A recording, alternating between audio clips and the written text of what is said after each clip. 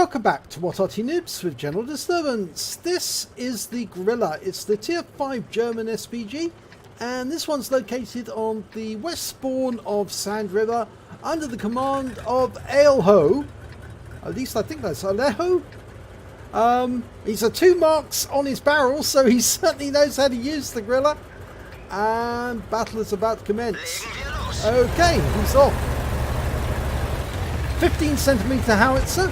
The Grille is built on the chassis of the Hetzer, which is the same chassis as the Light Viz 38, the Czech tank, and they were manufactured at Pilsen.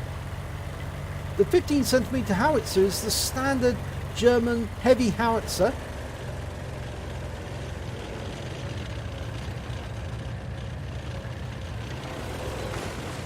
Okay, he's found his firing position. And he's sitting right at the north of the map, right up against the edge. And he's now looking for targets in the south. Bring up the mini-map a little so we can see what's going on. Okay, he's aiming for the T28, let's go to the T40. Fires a round in and... oh, it goes long. Now the reason it went long is because he was firing onto a ridgeline there. And it's much more difficult to hit targets on the ridgeline. That Excelsior is at virtual maximum range. That's why the reticule flattened. But he's dialing in on the KV-85. Ready to go and round out. And the KV-85 moves through the aim point and he gets a direct hit for 140. Now the Excelsior has moved just into range, I think. Just about. When the reticule gets flattened, that's when you know you've got maximum range. He fires at the Excelsior and yep, gets a hit. It's a near miss for 165. Now 18.99 seconds on the reload.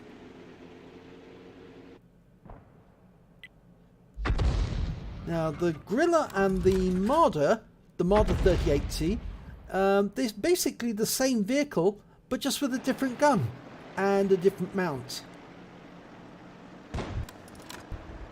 So people can confuse the two unless you get up close and then you see it's a 15cm howitzer instead of a pack anti-tank gun. We're going for the Skoda T40. It looks good. Yep. A near miss again for 143 this time. It was fully dialed in. Well, nearly fully dialed in. So that's why he got a good hit. But this 14 TP and the tank which was next to it is going to be a little more difficult, and they've got unsighted. He fires a round in and no, it hits the rock face. That's why I was thinking it was a bit careful, bit of a problem, because the red line that you saw earlier, that rock face is being a bit of an obstruction. Okay, it's a Largo and the 14 TP, and he's lining up on the Largo, fires a round out and gets a direct hit. 209 hit points, almost wipes him out there, but he's probably going to have to move soon because the only one that's between him and that tank is a Marder 38T. And if they get any closer, he will have to move. Going for the 14 TP this time, and no, it just moves away from the aim point slightly. Now, can we get the Largo? I think the 38T is going to get him. Yes, he did.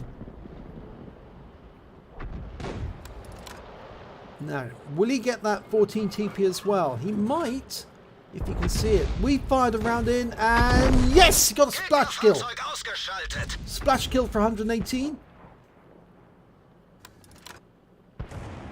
Right, we're aiming for the T67 in town. Unfortunately, we've lost sight of them at the moment. The Alehoh might be able to help us. We fired a round in blind, but unfortunately, no joy.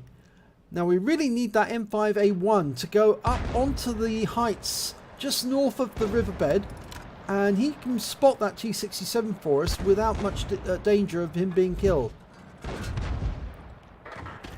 We can see the enemy M5A1. He's just killed our Alehoh. Yeah, we're going to have to move from this position and relocate. Best thing to do would actually be to head east now, directly east. But there's the Panzer T25 dialing in. It's also tier 5. You'll learn much more XP from the tier 6 opponents. Fires around in and hits the mosque, I'm afraid. And that's an indestructible building, so unfortunately no damage done. Well, he's aiming for the heights here because an M5A1 Stuart's about to appear, and he has. He's dialing in, and round out should give it a kill shot. It is! 106. Now, can he get a shot on that T67? The alpha damage on this 15cm gun is 540, but he'll only get that with a penetration of 38mm. Most of these tanks do have fairly thin skins, so he might be able to get through some of them, especially tanks like the T67, the TD. So if he can get a direct hit on that T67, he can probably wipe it out with one shot. Okay, he's dialing in, and he's been killed. So, okay, next target's that Panzer T25. Unfortunately, he's going to have to fire up over a hill to get at him. He fires around in and goes long. Looks like the Panzer T25's headed for that hill to use that as a firing position. Oh, no, he's decided to sit at the corner. We're dialing in at that corner. Almost ready. He's at low hit points now. We can get a kill. Oh, he pulls forward just enough to avoid the shot. But he has been killed by the Hellcat. Okay, we're pulling out of our little alcove now. The scores are even. The enemy has 2 tank destroyers and 2 Arty. We have a heavy, a tank destroyer and an Arty, and we've just lost our heavy, just lost the T1, taken out by the MX-13AM. Right, Aleho's going to have to stay where he is for the meanwhile. All of the players on his team have now got kills. Unfortunately, serve all the players on the enemy team, with the exception of their birch gun. Well, that would tend to make me believe that their birch gun player is a little inexperienced. Their Nashorn player is the one to watch out for. He's already got 5 kills. His next kill will mean he gets a top gun.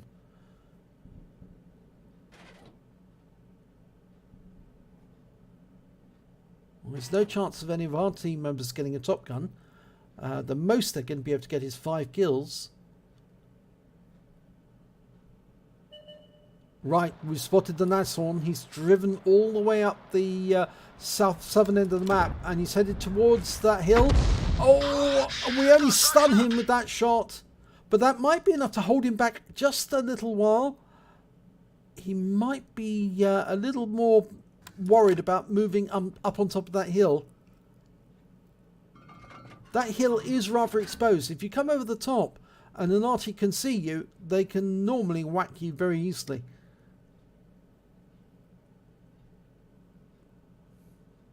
Okay, we're relying on the spots from the Hellcat, and he hasn't seen them come around the corner, which makes me believe he's gone up over the top. As you know, the Nashorn is basically the same vehicle as the Hummel, but instead it's got a anti-tank gun rather than an Arty howitzer. And that marders over a ridgeline, which is why we've got a red line there. Oh, we've just lost the Hellcat. This is going to be very difficult now, but if that marder comes over the line, we fire a shell in and kill the marder. Good shot. He did the right thing there, waited until the enemy tank came up to the top of the ridge line and then fired the shell in and caught him just as he was breaching the crest. And he's going to have to move slightly close to the cap because now he's spotting for the M37. Oh, is he going to go down the dip? Yeah, he's decided to go down the dip. Is he going to be a last-ditch defense and force the enemy to come down and try and shotgun them, and when they do? Well, there's only 3 left on the enemy team. That Nashorn, well, he's going to have to stop, turn to face the Grille. But I rather think what he's going to do is he's going to shoot that M37 first when he sees him. Oh, he's turning to face us. And we shotgun him out of his distance. 319 hit points. I thought that when he stood still, that would be it. And that the Grille would get him.